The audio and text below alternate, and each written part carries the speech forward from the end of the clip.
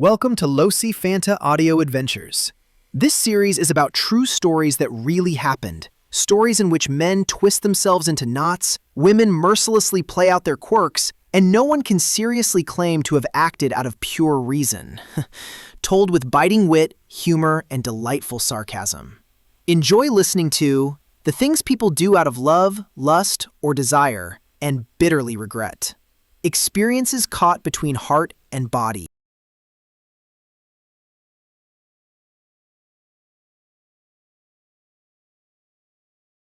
Too poor for flowers, but rich in experience. I met her online, that peculiar parallel universe where people are either more beautiful, smarter, or more successful than in real life, or at least pretend to be. Her profile picture looked like someone had cut a top model out of a glossy fashion magazine and accidentally pasted her into a dating app. She was one of those women you automatically assume is either unattainable, unbearable, or both, which made it all the more surprising that she was friendly when we started chatting. Genuinely friendly. No attitude, no disinterest, no mental autopilot. I kept waiting for the fog to lift and for the disaster to reveal itself, but at first, nothing happened. Even on the phone, she was nice, funny, engaged. I started to distrust the peace. From experience, that much harmony is usually followed by a bill. We agreed to meet in the most classic way imaginable. I pick her up, we grab a drink or something to eat, talk, get to know each other, see if it clicks. No fireworks, no champagne, no red carpet, just two people.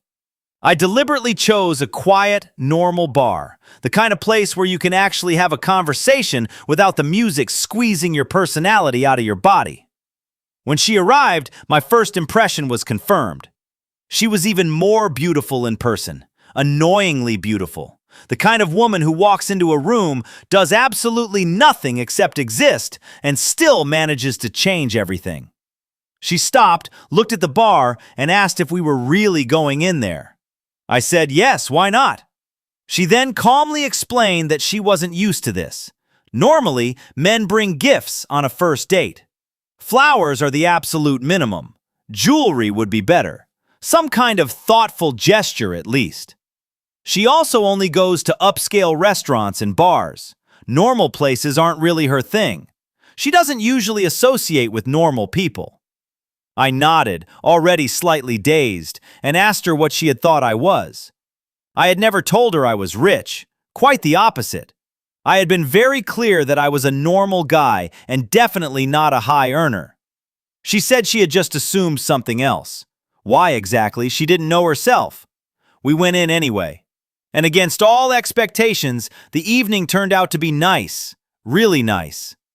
We talked for hours about all kinds of things, laughed, shared stories, listened to each other. She was charming, attentive, genuinely funny. You almost forgot her very clear ideas about life, which revolved mainly around other people's financial status. At some point, she openly said she was looking for a rich man. Someone who would take her out, finance her life, spoil her. I told her that she was undoubtedly special, but my biggest luxury was a parking spot without a time limit and a fridge that wasn't empty. She laughed. Whether out of politeness or genuine amusement was hard to tell.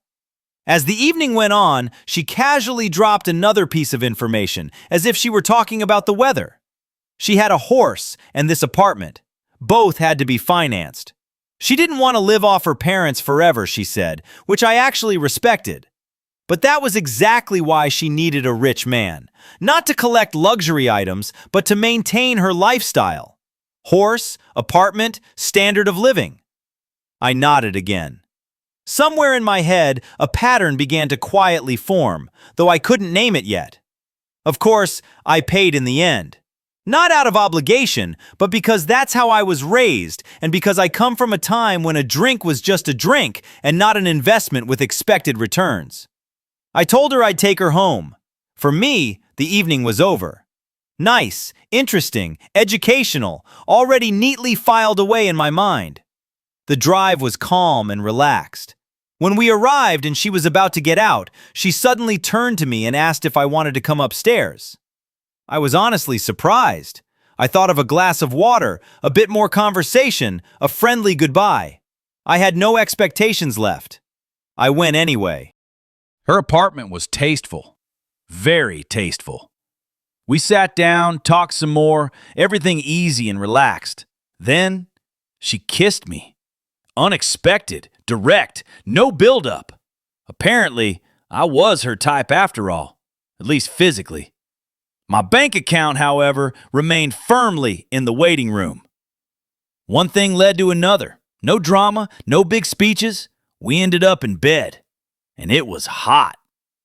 Afterwards, we lay there talking, as if we were a familiar couple. It was that part no one plans, the part that often reveals more about people than everything before it. She said she really enjoyed it, and I even believed her. I told her she was totally my type and that I could imagine this continuing somehow. Honestly, without grand promises.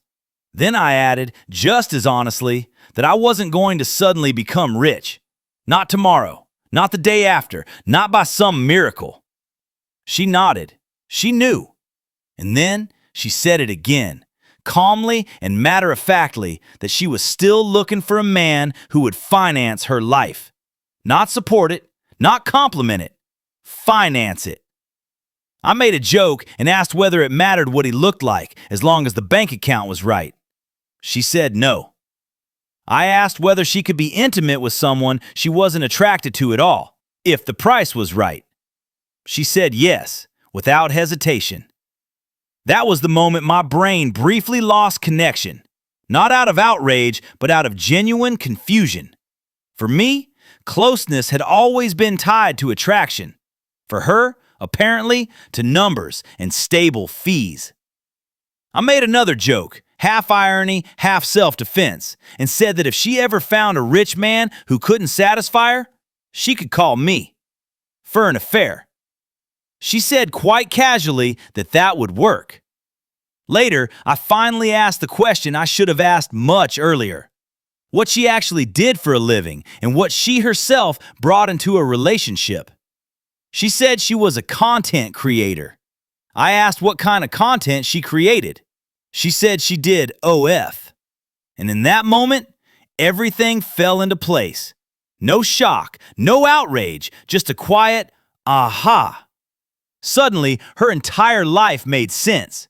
A clear line ran through everything: men, money, financing, online and offline, wrapped in modern terminology that makes it sound more acceptable without really changing the core. Today, someone who stages their own body for money, online as well as in real life through physical intimacy, is simply called a content creator. Years ago, we would probably have used a much more direct word and called her a whore. The mechanism hasn't changed, only the label has. The business model is old.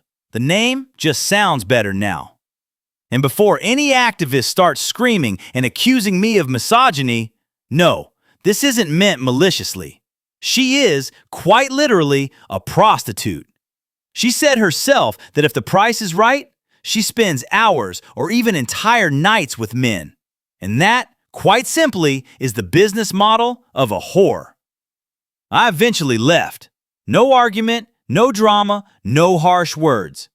A few weeks later, she actually contacted me again.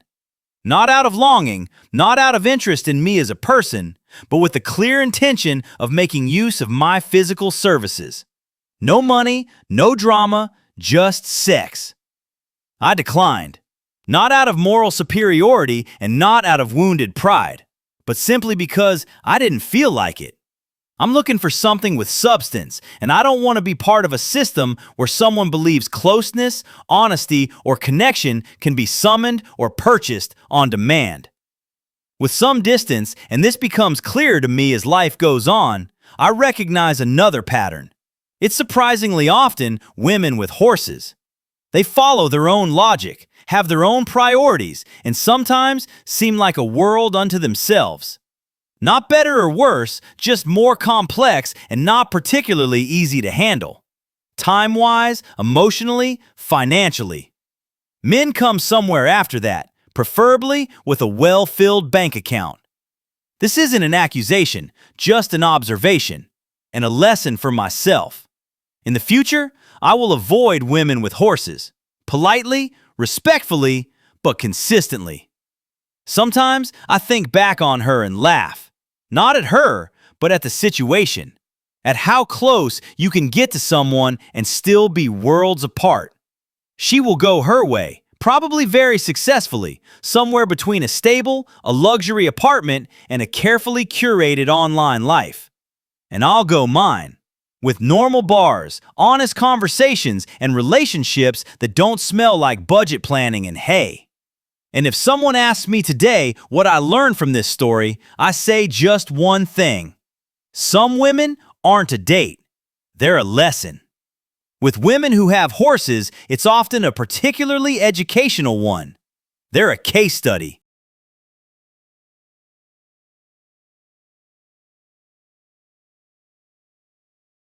Thanks for listening. Honestly, respect for sticking it out all the way to the end.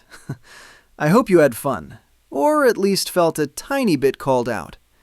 Maybe you even thought, thank goodness that wasn't me. Don't worry, the next story is definitely coming. And next time, too, it'll be about the things people do out of love, lust, or desire, and later regret.